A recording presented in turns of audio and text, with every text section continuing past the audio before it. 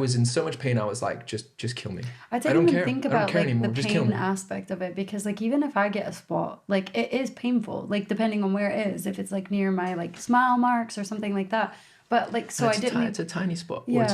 What That's what I mean. Is you, like I didn't even think Yeah. about the pain that comes with like severe acne. Like, So fucking I hell. wanted any way of getting out of it. So what I did is I went to the doctor and I was in so much pain and just distraught.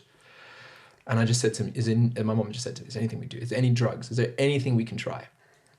And, he said there's something that you can't get in the West, but you can get here just because they send a lot of stuff to Africa that they wouldn't put anywhere else, just because, it's a secondary market. So they sent something over called Accutane, and it has and that was like a pill form. And it's this particular chemical makeup or compound that dries it stops your pores from excreting oils, and therefore your body, I think this is, and bear in mind, like I'm not a chemist or a biologist, but I'm just trying to say as much as that I gained from my research around it at the time, and I probably should do more research on it now because it has a long-term health impact.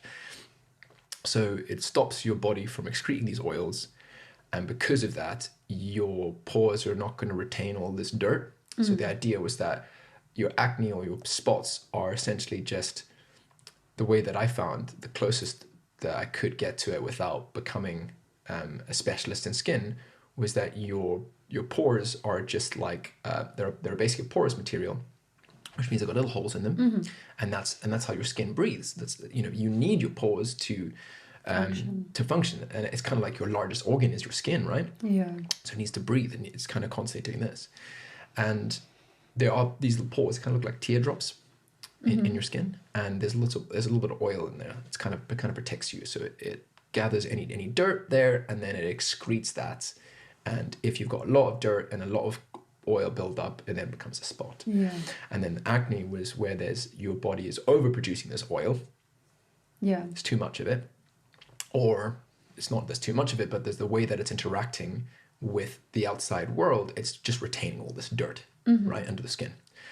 And that's one of the theories, and there's lots of different reasons why. So he was like, well, you can just take this thing. It's quite dangerous. So here are the side effects: depression, suicidal thoughts, all of those things, plus drying out your skin. It's not very good for your liver, because I don't know what sort of chemical reaction went on in my body, but it's really meant to be really bad for your liver. And I was at like 14, 15, where I was just learning about drinking. Yeah. And that's all I wanted to do. I wanted to have fun with my friends. I wanted to be a teenager. I just wanted to have fun. And I didn't want to think about this thing. So I started taking these pills. And apparently you're only meant to have 11,000 milligrams in your lifetime.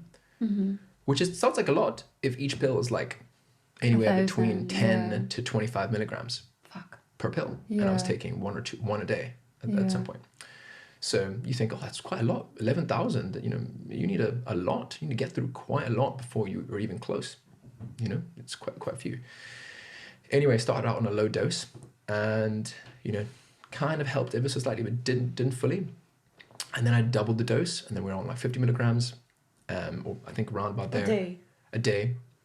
So, started low dose and eventually went up. And as I went up the dose, it actually started to work. It really hurt. So my face was constantly Yeah, because does it dry. purge like as well? Do you go through like a purging stage? Listen, I wouldn't describe it as purging. Okay. Your body, remember, this is not, your body doesn't just push stuff out and then it just doesn't explode with pus or something. It doesn't know how to work. It's like your body just starts to eat all the stuff that's there already. Yeah. So it just disappeared. As in it would just slowly just get smaller and smaller and smaller. So my body had found a way to digest this or to remove it from my skin. I have no idea how, but it worked.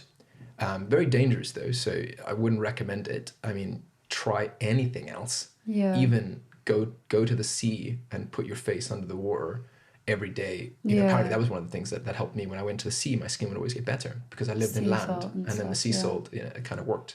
But as soon as I came back to the land, back again. So something like was the going salt on. in the air and stuff. But we're not sure what. We just couldn't figure it out. Months and months and months and months and months of testing.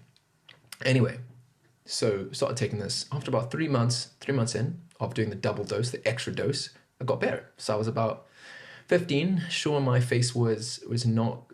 My face was sore. I still had the scars, I still have scars on the side of my face now if you look at it. But yeah, it got better. However, I had to stay on it because if I went off it, it would come back. It would come back. Yeah. Instantly. And you can't drink alcohol at all. I mean, I did. I'm not gonna lie, I did. Yeah. So that didn't help. But I had some challenges with my liver. Not severe enough for it to be like hospitalized, but I did feel problems. I felt certain issues when I was drinking. I felt a bit sick and certain things. Anyway, long story short, I finally weaned myself off it. But during that weaning off process and the process of going through all of this, there was challenges with my skin. Obviously, it was really dry. So I had to do that routine quite a lot. I wasn't allowed to be in the sun because this was drying my skin so much that my skin kind of didn't have any protection. Yeah. And I had to put sunscreen on, but the sunscreen was really oily. So Yeah, I wasn't so meant it to be would putting make any oil on my skin because my skin couldn't protect itself. There was a whole process that my doctor talked me through. And then obviously the side effects happened. So there was a point where I felt so low that I was in my room. And bear in mind, you've heard my backstory as well. So that's why the acne part kind of ties into the backstory of my parents weren't very material. I think at the point where I remember this, I maybe just turned 15. And I'd said to my mom, I was like, I hate my room. I really hate my room. She's like, why? And I'm like, nothing in my room is mine. It was all old stuff from the farm. Secondhand, like whatever they could whatever find. we could salvage. Yeah. It literally looked like my room was staged, like in a way, an old person's room, and it was all our old stuff. It was even the bedding, everything else, all my clothes. I didn't even have a single pair of jeans. I think I had like one pair of jeans that I'd worn for a couple of years that had been like ripped and stuff, and I think my parents were still in like hardcore saving mode. So I understand what they were going through. So I don't blame them whatsoever.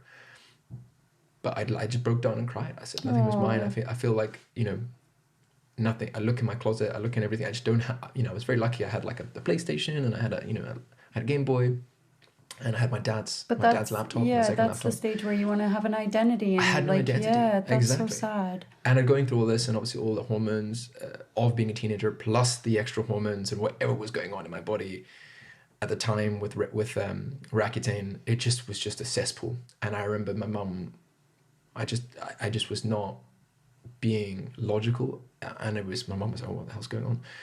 So she literally was like, we'll go into town right now. It's always not logical, what's going on? Yeah, it's like something's wrong. So we got into the car and she took me to the shops and we bought myself some bedding. The first time I ever had my own bedding. Aww. I was 15 years old.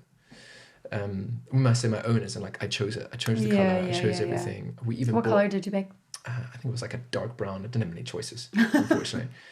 Again, this is Africa. It was a poop colour. But at least it was your poop colour. It was my poop colour, yeah. That's nice that you got to choose it. And then she took me out, and I bought like a pair of jeans. I bought two t-shirts and stuff, and I started to be a little bit better. And then but it didn't go away. Like the problems were there, and I stare out the window, and I just wouldn't be present, and I wasn't not very happy. Yeah. And I went to the doctor. The doctor was like, "Oh, you sure all these kind of sound like kind of depression and blah blah blah." And I told him that I think it's because of the drugs because I didn't feel like this when I'm off the drugs. Yeah. And he's like, "Are you sure you don't want to go see a psychologist?" And I was like, "When I stop taking the drugs, I feel fine. Yeah. When I take the drugs, I don't feel fine." Yeah. So there's a big correlation there, and fair enough. I did start. He basically said, "Okay, we'll wean you off it." So I had to wean myself off him in 3 months. So you had to you basically slow the dosage down. And then I was fine. I was fine for a bit. Honestly, from 15, 16 to about 18, my skin was perfect. Really? Absolutely perfect. That's cool. Maybe like 1 or 2 spots, but nothing. Yeah. And I would use the follow-on. There was a cream called Retin A, which was very similar to things like Accutane, blah blah, A formula, and you would again banned in the US, and I would put them on the sides of my face and all the places where the scarring is, and it actually did a fantastic job. Wow, that's cool. So I took more than my 11,000. I think I took something like 13,000 milligrams. Fuck. So my liver is a bit messed up, and even now I feel it when I drink and stuff. It's not good. Hangover Selby is not a complainer whatsoever.